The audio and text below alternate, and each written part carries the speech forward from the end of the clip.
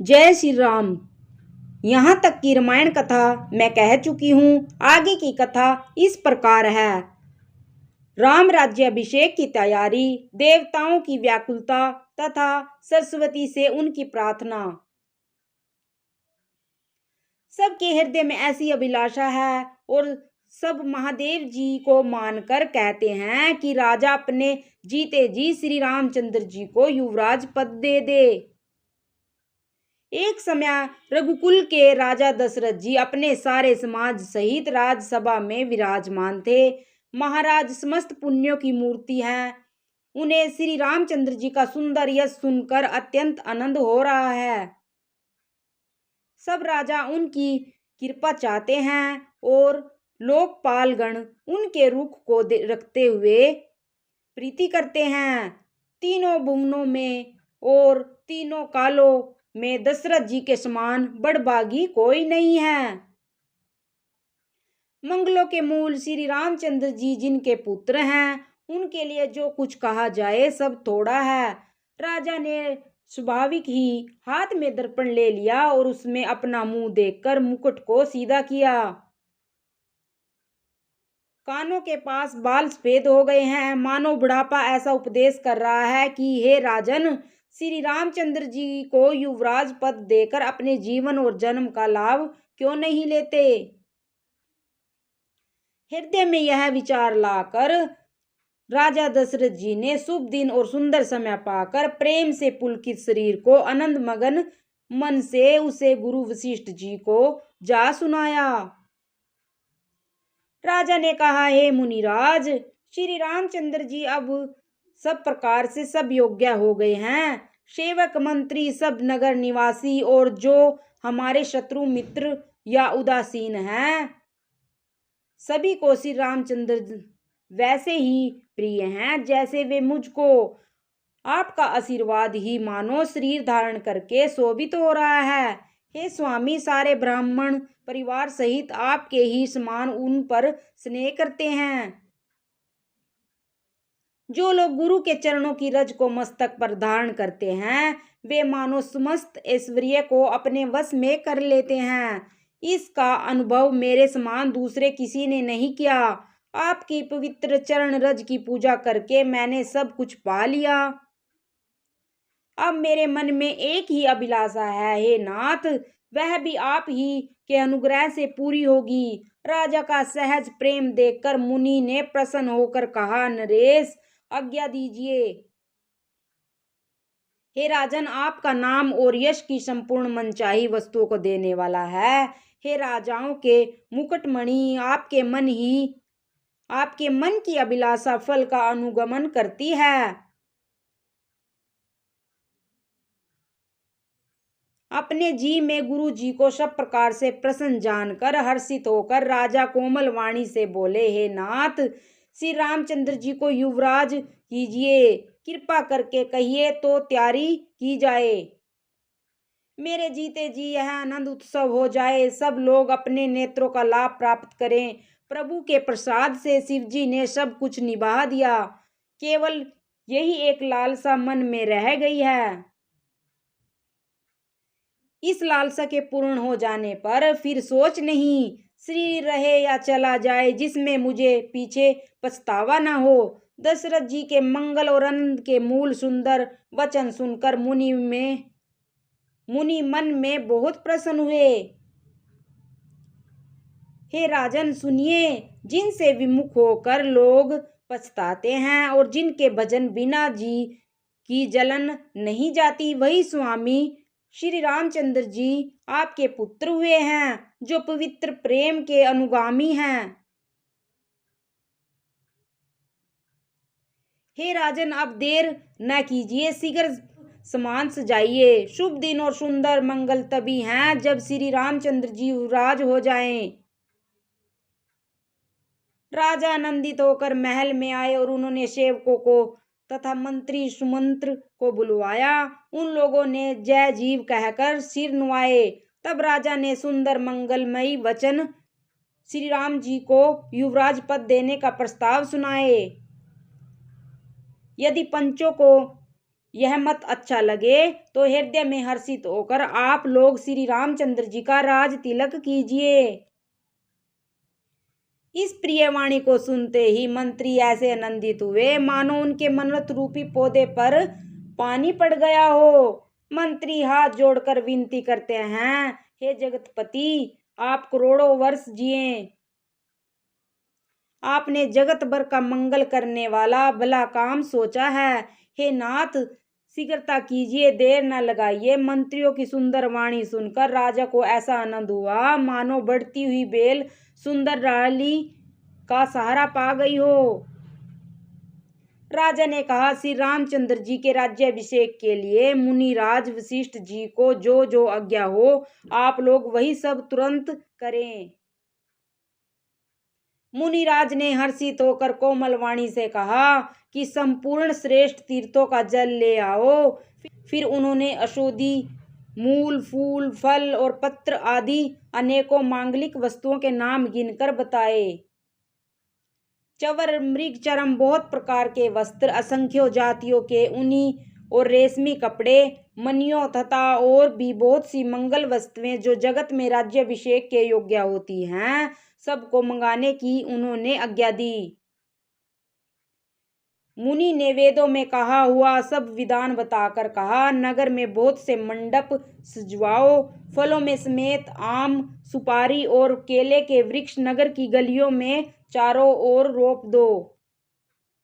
सुंदर मणियों के मनोहर चौक पुराओ और बाजार को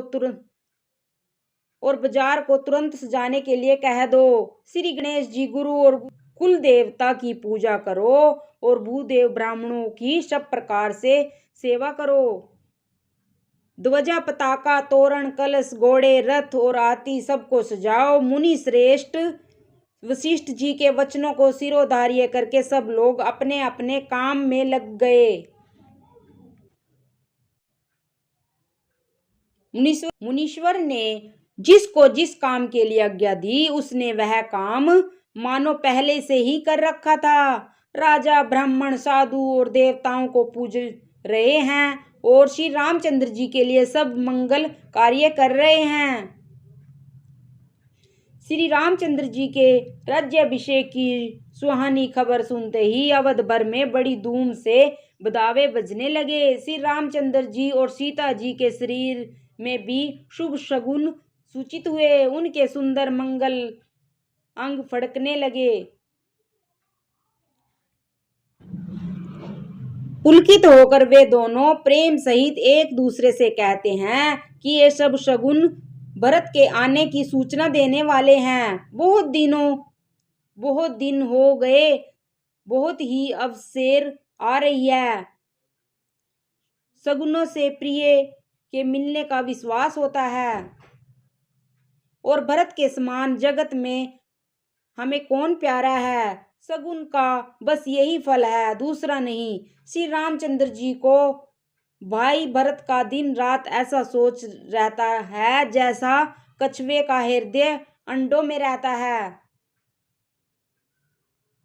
इसी समय यह परम मंगल समाचार सुनकर सारा रनिवास हर्षित हो उठा, जैसे चंद्रमा को बढ़ते देखकर समुद्र में लहरों का विलास सुशोभित होता है।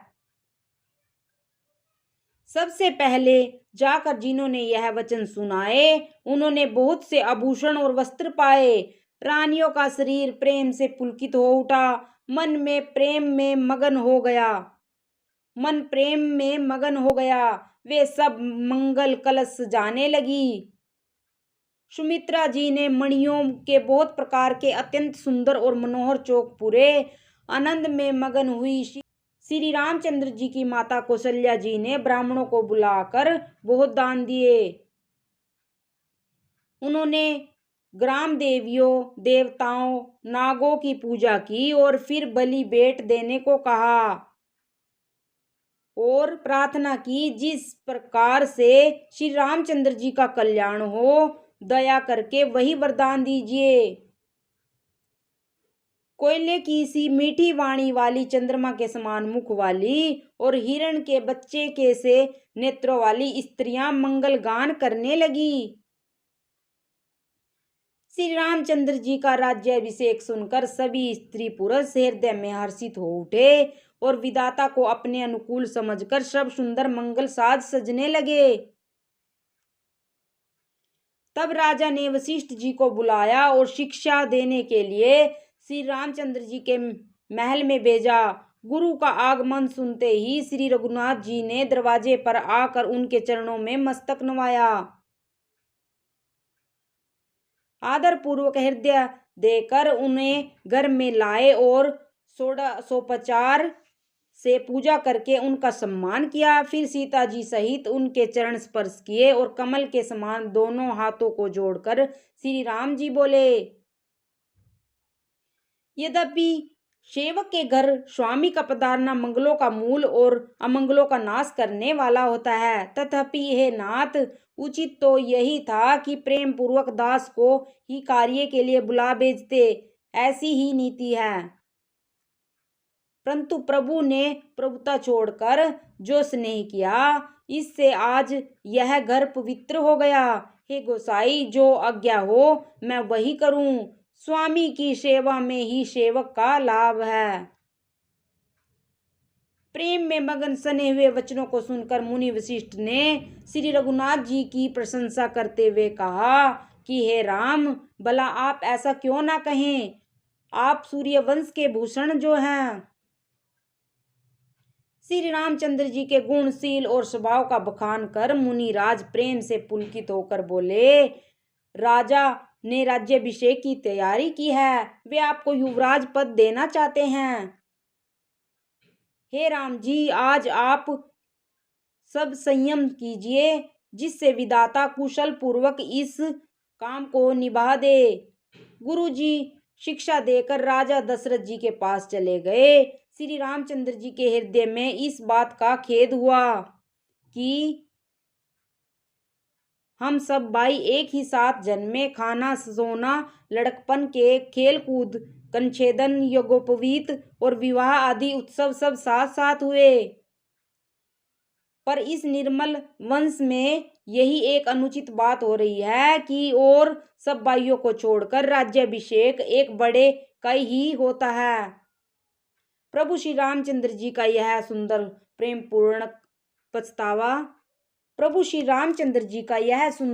पूर्ण पछतावा भक्तों के मन में कुटिलता को हरण करे। उसी समय प्रेम और आनंद में मगन लक्ष्मण जी आए। रघुकुल रूपी कुमुद के खिलौने वाले चंद्रमा श्री रामचंद्र जी ने प्रिय वचन कहकर उनका सम्मान किया। बहुत प्रकार के बाजे बज रहे हैं, नगर के अतिशय आनंद का वर्णन नहीं हो सकता। सब लोग भरत जी का आगमन मना रहे हैं और कह रहे हैं कि वे भी शीघ्र आवें और राज्याभिषेक का उत्सव देखकर नेत्रों का फल प्राप्त करें। बाजार, रास्ते, घर, गली और चबूतरों पर पुरुष और स्त्री आपस में यही कहते हैं कि कल वह शुभ लगन कितने समय का है जब विधाता हमारी अभिलाषा पूरी करेंगे। जब सीता जी सहित श्री रामचंद्र जी स्वर्ण के सिंहासन पर विराजेंगे और हमारा मन चिता होगा। इधर तो सब कह रहे हैं कि कल कब होगा, उधर कुचरकी देवता विघ्न मना रहे हैं। उन्हें देवताओं को अवध के बदावे नहीं सुहाते, जैसे चोर को चांदनी रात नहीं भाती। सरस्वती जी को बुलाकर देवता विनय कर रहे हैं और बार बार उनके पैरों को पकड़कर उन पर गिरते हैं। वे कहते हैं, हे माता, हमारी बड़ी विपत्ति को देखकर आज वही कीजिए जिससे श्री रामचंद्र जी राज्य त्याग कर वन को चले जाएं और देवताओं का सब कार्य सिद्ध हो। देवताओं की विनती सुनकर सरस्वती जी खड़ी खड़ी पछता रही है कि हाय, मैं कमल वन के लिए हेमंत ऋतु की रात हुई। उन्हें इस प्रकार पछताते देखकर देवता विनय करके कहने लगे, हे माता, इसमें आपको जरा भी दोष न लगेगा। श्री रघुनाथ जी विषाद और हर्ष से रहित हैं। आप तो श्री राम जी के सब प्रभाव को जानती ही हैं। जीव अपने कर्मवश ही सुख दुख का भागी होता है, अतएव देवताओं के हित के लिए आपका अयोध्या हित के लिए आप अयोध्या जाएं। बार बार चरण पकड़कर देवताओं ने सरस्वती जी को संकोच में डाल दिया। तब वे यह विचार कर चली कि देवताओं की बुद्धि ओछी है, इनका निवास तो ऊंचा है पर इनकी करनी नीची है, ये दूसरे का ऐश्वर्य नहीं देख सकते। परंतु आगे के काम का विचार करके श्री राम जी के वन जाने से राक्षसों का वध होगा, जिससे सारा जगत सुखी हो जाएगा। चतुर कवि श्री राम जी के वनवास के चरित्रों का वर्णन करने के लिए मेरी चाह कामना करेंगे। ऐसा विचार कर सरस्वती जी हृदय में हर्षित होकर दशरथ जी की पूरी अयोध्या में आई, मानो दुस्सह दुख देने वाली कोई ग्रह दशा आई हो। जय श्री राम।